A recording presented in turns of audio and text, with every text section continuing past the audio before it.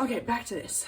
Ionic and non-ionic equations. First of all, most important thing, you need to memorize the common solids, liquids, and gases that might come. It's a sheet on Teams. You'll see why that's important in just a second. And the ions, you need to have those memorized, obviously.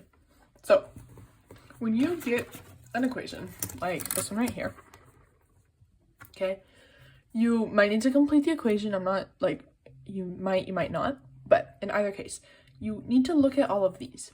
And you want to see, are any of these one of the solids, liquids, or gases that you memorized?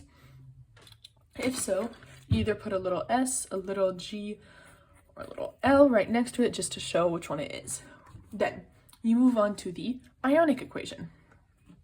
The ionic equation, you want to take each compound and split it into its atoms, except for the ones that you put this sign next to. So if you put this little sign, keep it as it is. Don't change it. Don't split it into ions. Everything else, split them into their ions. It'll look like this. You have Na becomes NaOH becomes Na plus and OH minus, HCl, H plus and Cl minus, and do the same thing on there. H2O is a liquid, so it stays like as is. It doesn't dissolve, or it doesn't dissipate, what's the word? I can't remember the word. It doesn't matter, okay? It stays as is. And this is the ionic equation. Then you look at the arrow. On each side of the, you look at this side of the arrow and this side of the arrow. If there's something on this side of the arrow and this side of the arrow that are the exact same, you cross them out with each other. مثلا, here we have Na plus, you cross them out. OH minus, there's no OH minus here, so you keep it. H plus, there's no H plus over here, so you keep it. Cl minus, there is a Cl minus on this side, so you cross it out. That gets you to the net ionic equation, which is the ones that are not crossed out.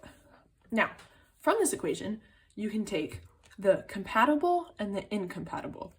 The compatible ions are the ones that you crossed out. So when you write compatible ions, you need to write, like after you do this, you write compatible ions like I did right here, or spectators, and you write the ones that you crossed out. Then you gotta write the incompatible ions, which are the ones that you didn't cross out. They're these ones right here.